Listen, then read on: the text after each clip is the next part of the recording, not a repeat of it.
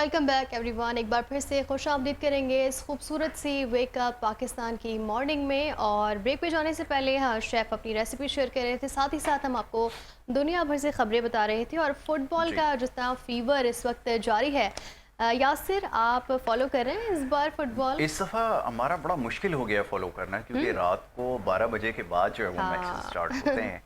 और तब आप पहले सो तो जाते देख लिया करते थे एग्जैक्टली, पहले जब शौक हुआ करता था तो इसको फॉलो किया करते थे। बट ये कि अब बड़ा मुश्किल हो गया है रात को 12 बजे। मेरे ख्याल में थोड़े ही लोग ऐसे हैं, खासतौर पे जॉबर्स जो हैं, उनके लिए बड़ा मुश्किल होता है इन मैचेस को फॉलो करना। मुश्किल है। और करंट अपडेट फीफा के हवाले से दे दें।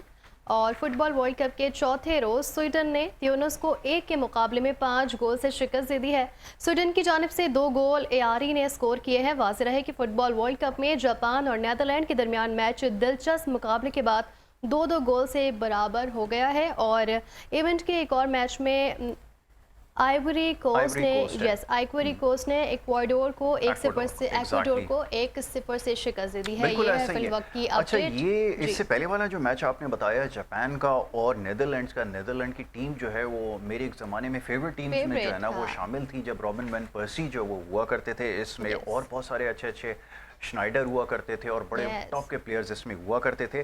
बट ये कि ये बड़े अरसे के बाद दोबारा एक्सपोजर ले रही है और जापान की टीम ने बड़ा टफ टाइम दिया, तो मैच तो देखना पड़ेगा। हाइलाइट्स में बड़ा इंटरेस्टिंग हुआ। आइवरी कोस्ट ने जो है वो इक्वाडोर को, दोनों अच्छी टीम है, बट आइवरी कोस्ट ने 1 गोल। इसके बाद जो मैच हुआ जर्मनी और रॉसो, नई एक प्लेइंग फुटबॉल नेशन है, पहली दफ़ा इंडक्शन इसकी हुई है। मैं सही प्रोनाउंस नहीं कर पा रहा, मैं भी इसको देखता हूँ। बट ये कि 7-1 से जो है उन्होंने हराया है। और आई रिमेंबर कि जर्मनी का जब भी स्टार्ट होता है ना, 4 time world cup winner team है ये जर्मनी, 4 दफ़ा ये टाइटल जो है वर्ल्ड कप का जीत चुकी है। इससे पहले सऊदीया के साथ एक दफ़ा फ्रांस 98 में, या मेरे ख्याल में 2004 के अंदर या 3 में जो वर्ल्ड कप हुआ था, उसमें सऊदीया के अगेंस्ट 9 गोल उन्होंने मेरे ख्याल में उस वक्त भी स्कोर किए थे। तो इनका जो स्टार्ट होता है ना वो इसी तरह होता है, ख़ासतौर पर अगर कोई ओपोनेंट वीक उनके सामने आ जाए, फिर बड़ा ख़तरनाक जो है वो परफॉर्मेंस देते हैं। जर्मन्स जो है वो हमेशा, कोई भी वर्ल्ड कप हो उसमें हमेशा से टॉप 4 के अंदर आपको ज़रूर नजर, कि वो फुटबॉल है जो पाकिस्तान में तैयार हुआ है। तो पाकिस्तानियों के लिए भी एक प्राउड मोमेंट है कि जो इमोजी बनाया गया है, व्हाट्सएप के फीचर्स में ऐड ऑन किया गया है, उसमें ये फुटबॉल जो इस वर्ल्ड कप में इस्तेमाल हो रहा है, इसको उन्होंने जो है वो ऐड ऑन कर दिया है। जी, तो नाज़रीन, ये वीकेंड कुछ हैक्टिक इसलिए भी था कि बजट आ चुका था, फिर पोस्ट बजट कॉन्फ्रेंस हुई, और उससे एक दिन पहले हम पूरा दिन यासिर स्टूडियो में मौजूद थे और ट्रांसमिशन में बिजी रहे। और बजट अब आ चुका है, और बजट के बाद डिफरेंट सेक्टर्स में क्या तब्दीली आई है, और स्पेशली आज हम बात करेंगे रियल एस्टेट में क्या तब्दीली आई है, क्या बेहतरी आ सकती है। और हम बात करेंगे, हमारे साथ आज स्टूडियो में मौजूद हैं हमारे गेस्ट सैयद रोशन अली, और सीनियर एनालिस्ट हैं, और मज़ीद इनसे इस हवाले से बात करेंगे। सर, वेलकम करते हैं आपको हमारे शो में।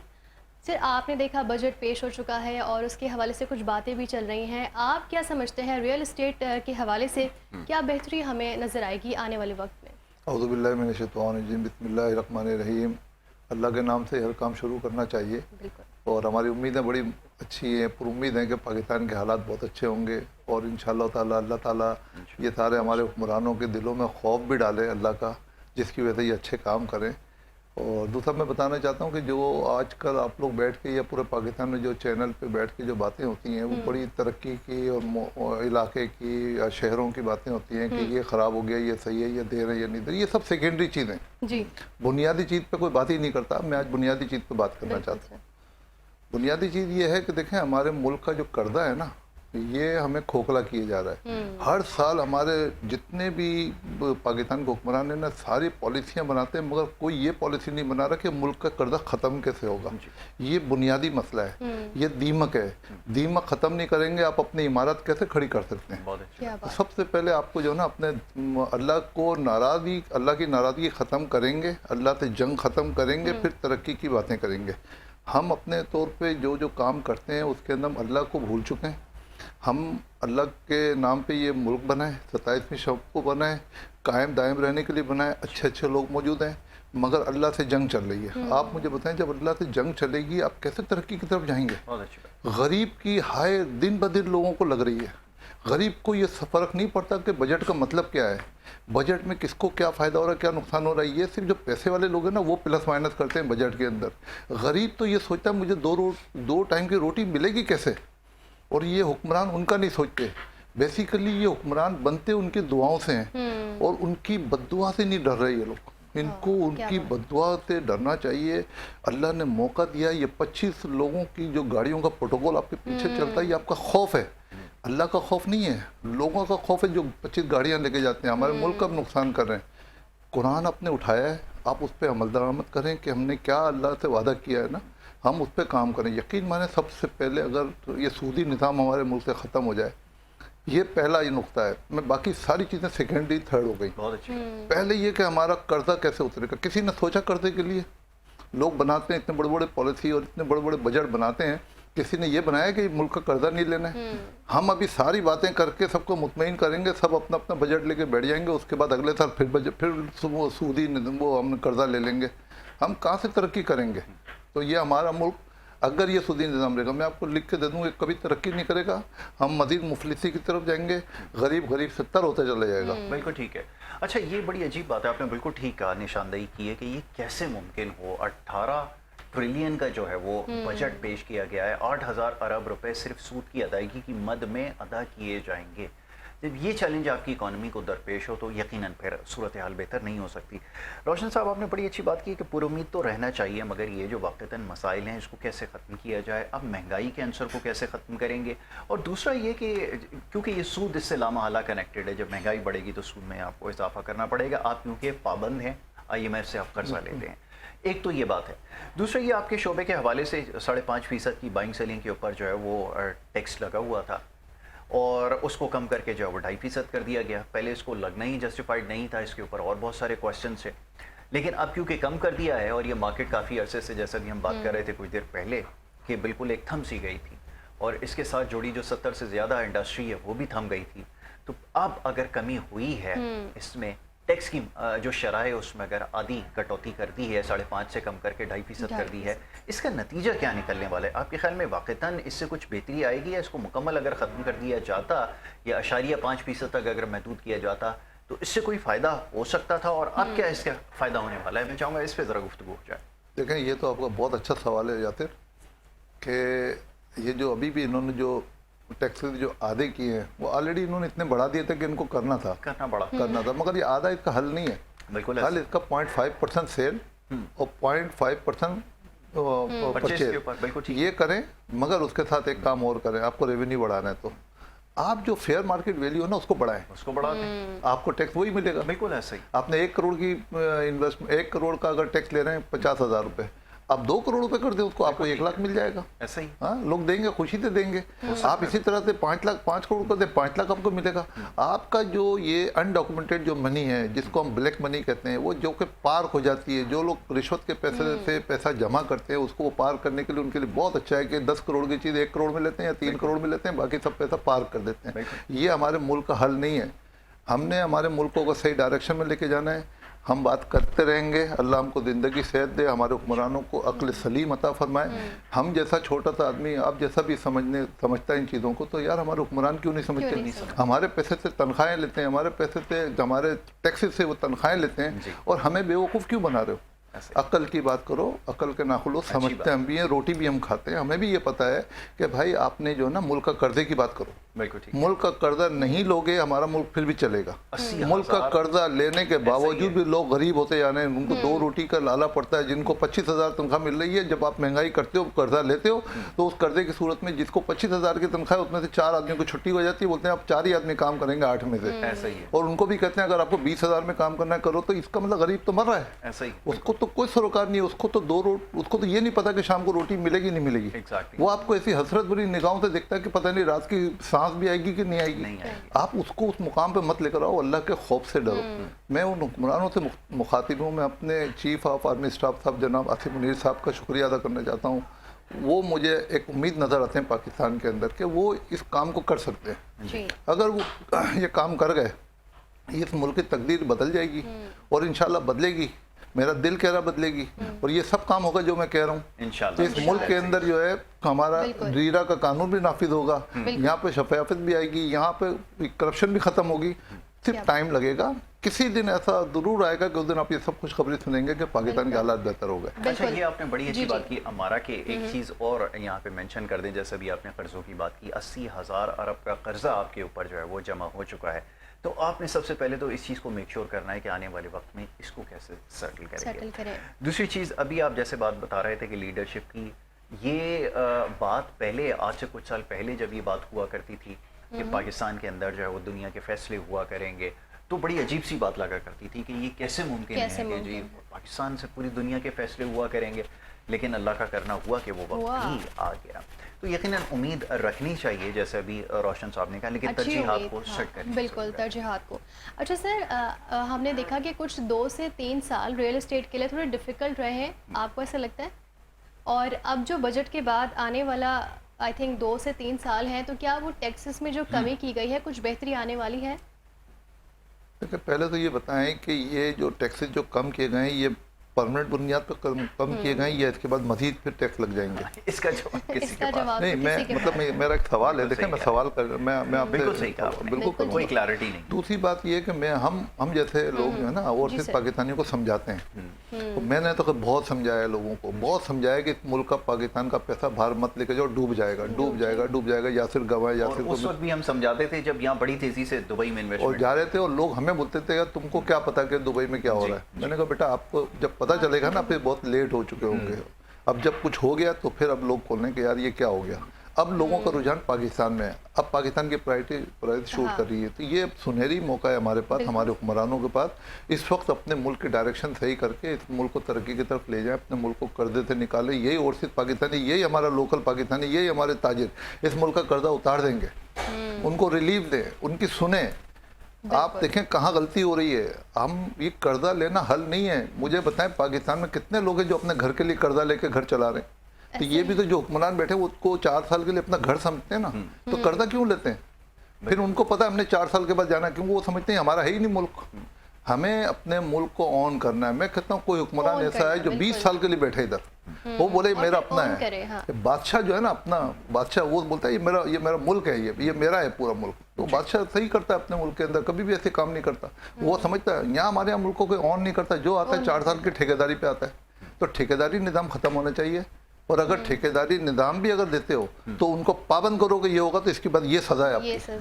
کچھ تو ان کو کرو تو صحیح. ایک سب کو چھوٹ ملی ہوئی ہے تو پھر تو ہر آدمی وہ اپنے ہاتھ صاف کرے گا اس کے اندر. اچھا اکاؤنٹیبلٹی شرط ہے، یہ بات بالکل صحیح ہے کہ جب تک اکاؤنٹیبلٹی نہیں ہوگی تب تک اس صورتحال کا آپ کو سامنا کرنا پڑے گا. جیسے ابھی روشن صاحب فرما رہے تھے کہ جہاں پہ مونارکی ہے وہاں پر یہ ہوتا ہے کہ ظاہر ہے کہ پوری ایک کنگڈم ہوتی ہے، وہاں پر اس کو وہ اس طرح سے چلاتے ہیں. بہرحال اب اگر آپ کے پاس یہ سسٹم ہے، یہ بھی بہترین سسٹم ہے، مگر یہ کہ اس کو صحیح طرح سے کام کرنے دیا جائے اور چلانے والوں کے اوپر بھی یہ بڑا ضروری ہے. جیسے یہ بات ہو رہی تھی، سب سے پہلے جو چیز کو میک شور کرتی ہے نا آپ کی گورننس کو جو صحیح طرح سے چلے، وہ اکاؤنٹیبلٹی ہے. اگر اکاؤنٹیبلٹی نہیں ہوگی تو پھر نتیجہ یہی نکلے گا کہ ہر شخص اپنی منمانی کرے گا، اور غلط فیصلوں پہ بھی اگر کوئی قصوروار کسی کو نہیں ٹھہرایا جائے گا تو اس کا واقعتاً نتیجہ یہی نکلے گا جو ہمیں اس وقت نظر آ رہا ہے. اور ہمیں کیمرے کے پیچھے بھی کچھ نظر آ رہا ہے، اس پہ بھی غور کر رہے ہیں. چلیں بہرحال اس کے اوپر بھی ابھی بات کرتے ہیں، تو یہ بڑا ضروری ہے. اچھا روشن صاحب، ابھی آگے چل کے تھوڑی سی بات ہو جائے بجٹ کے حوالے سے. جیسے بات ہو رہی تھی، فارمولا کوئی نہیں ہے مہنگائی کے اوپر جو ہے وہ قابو پانے کا. اور دوسرا یہ ہوا کہ ہماری جو پالیسیز تھیں اس کی وجہ سے جو خاص طور پہ فیصلے کچھ ایسے آئے، کوئی بلڈنگ تعمیر تھی اس کے اندر جو ہے وہ سینکڑوں کی تعداد میں لوگ وہاں پہ رہائش پذیر تھے، پھر اس کو منہدم کر دیا گیا. یہ کچھ ایسے واقعات ہوئے تھے ماضی قریب میں جس کی وجہ سے اوورسیز بہت زیادہ جو ہے نا اب محتاط ہیں سرمایہ کاری کرنے میں. پھر بڑے بڑے برانڈ یہاں پر اسٹیبلش ہوئے، سالوں ان کی مارکیٹنگ ہوئی، اربوں روپے اس کے اوپر خرچ ہوئے، شہر سے باہر اسکیمیں بنائی گئیں. نتیجہ یہ نکلا کہ وہاں پہ بھی جو ہے وہ انویسٹمنٹ ڈوب گئی، خاص طور پہ اوورسیز پاکستانی سے. اب وہ یہ سوال کرتے ہیں کہ اس کی کیا گارنٹی ہے کہ پاکستان میں مزید انویسٹ کریں اور آنے والے وقت میں کوئی ایسا نیا فیصلہ نہ آ جائے، کوئی عدالتی فیصلہ نہ آ جائے جس کے بعد ساری انویسٹمنٹ جو ہے وہ مٹی ہو جائے، جو ابھی شہر کے باہر جو اسکیم ہے اس میں ہوا ہے. تو پھر ایسی صورت میں کیا کیا جائے؟ ریئل اسٹیٹ میں کیسے پار کریں گے، خاص طور پہ اوورسیز؟ یہ تو ذرا فرمائیے. دیکھیں میں اس سے پہلے بھی آپ کے ایک پروگرام میں بات کر چکا ہوں کہ ہمارے ملک میں ریل اسٹیٹ میں کوئی قانون نہیں ہے. ہر آدمی اپنا آفس لے کے بیٹھ جاتا ہے، اپنی مرضی کے رسیدیں سائن کرتا ہے، اپنے مرضی کے قانون بنا کے اس کے تحت بلڈنگیں بناتا ہے، اس کو بیچتا ہے. بالکل. اب اس کا دل چاہے گا تو اس کو ہینڈ اوور کرے گا، نہیں چاہے گا تو اسے ڈبل قیمت لے گا. وہ انتظار کرتا ہے کہ میری پراپرٹی کی قیمت کتنی ہو رہی ہے. 2 کروڑ کا فلیٹ بیچا ہے، 5 کروڑ کا ہو گیا، بولتا ہے 5 کروڑ کا ہو گیا، آپ 4 مجھے 2 اور دے دو تو آپ لے لو، 1 کروڑ کا آپ کو فائدہ ہوگا. وہ نہیں ہے، یہ بےایمانی ہے. बेसिकली जब आपने उसका नसीब जोड़ दिया उसके साथ, उसको 5 का फ़ायदा हो 10 का फ़ायदा हो, आप दो तो डिलीवर तो करो। ये जब भी मुमकिन है जबकि आपके पास रीरा का कानून हो। एक कानून मौजूद है पूरी दुनिया में, वहाँ पे काम हो रहा है, हमारे यहाँ क्यों नहीं हो रहा? और ये अल्हम्दुलिल्लाह हमने इतनी बातें की थी, तो एक मरतबा मैंने सुना था कि आपने भी बताया था कि रीरा का कानून बन चुका है मगर इम्प्लीमेंट नहीं हो रहा है। तो इम्प्लीमेंट कराना आपका काम है, मेरा काम है बात करना। आप लोग जिस जगह बैठे हैं, इस जगह पे हर आदमी नहीं बैठता है, ये आपकी बहुत बड़ी जिम्मेदारी है कि आपने ये बोलना है, ये पैगाम पहुंचाना है। मैं तो अपना पैगाम पहुंचा रहा हूँ। मैं तो चीफ ऑफ आर्मी स्टाफ साहब का शुक्रिया अदा करता हूँ, दोनों हाथों से हाथ जोड़ के उनसे कहता हूँ कि सर आपको अल्लाह ने मौका दिया है, इस वक्त आप बहुत कुछ कर सकते हैं, इस पाकिस्तानी कौम की हालत चेंज कर दें। बिल्कुल।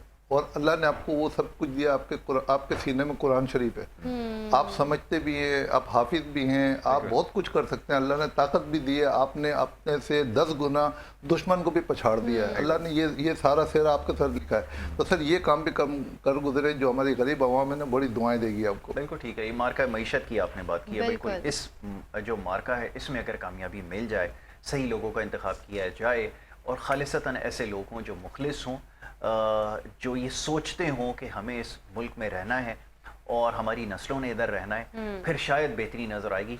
वगरना जिनका स्टेक और इंटरेस्ट माफ़ कीजिएगा अमेरिका में है, कनाडा में है, जिनकी फैमिलीज़ वहाँ पर हैं और ख़ास तौर पे यहाँ से ओहदे से फारिग होने के बाद उन्होंने जाना भी अगली फ्लाइट से वहीं पर है, उनके साथ आप मईशत को बेहतर नहीं कर सकते।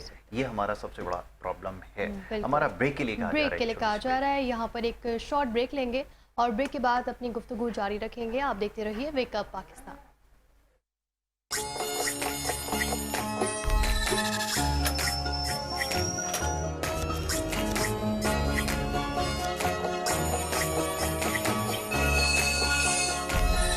Welcome back everyone. एक बार फिर से आपको खुश आमदीद कहते हैं वेक अप पाकिस्तान की इस खूबसूरत सी मॉर्निंग में। और ब्रेक पे जाने से पहले हम अपने गेस्ट रोशन साहब से बजट के हवाले से गुफ्तगू कर रहे थे कि आया बजट के बाद होने वाली चेंजेस या फिर कुछ पॉजिटिव साइंस आया है क्या नहीं है। रियल इस्टेट के हवाले से हम बात कर रहे थे और मज़ीद भी बात करेंगे। रोशन साहब, जिस तरह से हमने बात की, आपने पॉजिटिव बात की, और क्या इस तरह से हो सकता है कि अब बजट आ गया है और सुपर टैक्स भी ख़त्म कर दिया गया है और टैक्स कुछ कम कर दिया गया है, तो क्या ओवरसीज़ इन्वेस्टमेंट अब की अटेंशन पाकिस्तान की तरफ ज़्यादा होगी? देखिए, ये तो अल्लाह ताला ने हमको इतना बड़ा मौका दिया है कि हमारे मुल्क को कर्जे से भी निजात हासिल कर सकते हैं और सिर्फ पाकिस्तानियों को कॉन्फिडेंस देने की ज़रूरत है, उसके पैसे की सेफ्टी की ज़रूरत है। तो ये हमारे हुक्मरान को चाहिए कि इस वक्त भरपूर मौका है कि लोग अभी हमारे और पाकिस्तानी बहुत बेचैन हैं, उनको सही समझ में नहीं आ रहा पैसा किधर इन्वेस्ट करें। अभी इस वक्त हमारे पास मुल्क में बहुत जगह है इन्वेस्टमेंट करने की, रियल सेक्टर में भी इन्वेस्टमेंट करने की बहुत जगह है, उनको सेफ्टी फराहम करने की ज़रूरत है। हमारा रीरा का कानून बनाने की ज़रूरत है। जितनी भी, जैसे यासिर साहब ने कहा कि एक बिल्डिंग टूट गई थी, लीज प्रॉपर्टी पूरी बिल्डिंग टूट गई, आज तक उनको इंसाफ नहीं मिला। और रीरा का कानून नहीं था इसलिए नहीं मिला। रीरा का कानून ये इजाज़त ही नहीं देता। अगर एक आप कानून बना देंगे उसके तहत आपको चलना पड़ेगा। हमारे लोगों की, जो गरीब लोगों को, जो गरीब लोगों को सिर्फ आसरा देते हैं कि ये इतने का फ्लैट मिलेगा, अब 3 साल की इंस्टॉलमेंट है, 5 साल की इंस्टॉलमेंट है, गरीब आदमी को अब पैसे खाने के नहीं है, वो पता नहीं किस तरीके से फिर भी 25-25 हज़ार 50-50 हज़ार रुपये जमा करके देता है और वो पैसे वाले लोग पैसे उस पर खा जाते हैं, उसको फ्लैट नहीं देते, उसको उसकी प्रॉपर्टी नहीं देते कितने सालों से। ये सब बेकायदियाँ ख़त्म होंगी, उनका सोचें, गरीब अमीरों का नहीं सोचें। अमीर तो सिर्फ जो है ना प्लस माइनस कर रहा है, उसको तो जो भी नई चीज़ आती है उसमें प्लस माइनस करता है। गरीब तो अपनी रोटी को तरस रहा है, उसका सोचें। आप सिर्फ इस वक्त गरीब आवाम का सोचें। आपको अल्लाह ताला ने इतने बड़े मनसब पे बिठा दिया है, आपकी जिम्मेदारियां हैं। ऐसा नहीं है कि अल्लाह आपको देख नहीं रहा, अल्लाह आपसे हिसाब नहीं लेगा, अल्लाह इसे दुनिया में हिसाब लेगा। मैं कोई बद्दुआएं नहीं दे रहा हूँ, मैं चाह रहा हूँ कि आप उनको कॉन्फिडेंस दें। तो हमारा ओवरसीज पाकिस्तानी बहुत पैसे भेजेगा, उसको यहाँ पे पैसा इन्वेस्ट करने के मौके दें। टैक्स को जो कम किया मजीद कम करें और जो फेयर मार्केट वैल्यू है उसको उन्होंने बढ़ाना है और टैक्स को कम करना है। बिल्कुल ठीक है। अच्छा, ये आपने बिल्कुल ठीक कहा कि रीरा जब फॉर्म हो जाएगा, एक ऑटोनॉमस बॉडी जो ये डिटर्मिन करेगी, ये जो आपका ये सिन बिल्डिंग कंट्रोलिंग और ना जाने कितने अपने दफातर बनाए में, इनको ख़त्म करके फेयर मार्केट वैल्यू क्या होनी चाहिए, प्राइस डिटर्मिन ये करे, सारी चीज़ें करें, एनओसी ये दे, और उसके बाद तो मेरे ख्याल में फिर कोई गुंजाइश नहीं रहेगी। सिंगल विंडो ऑपरेशन अगर ये हो जाएगा तो फिर काम खुद ब खुद आसान हो जाएगा। मेरे ख्याल में इसी की ज़रूरत है। आपने बिल्कुल ठीक है अतीक साहब, मैं आपका बड़ा शुक्रगुजार हूँ कि आप यहाँ पे तशरीफ़ लाए, मुख्तसर वक्त में बड़ी अच्छी जामे गुफ्तगू की है और ख़ास तौर पर आने वाले वक्त के हवाले से जो पेशगोइयाँ हैं وہ اگر انشاءاللہ ہو جاتی ہیں پوری، یقیناً ہمارا ملک جو ہے وہ ترقی ضرور کرے گا.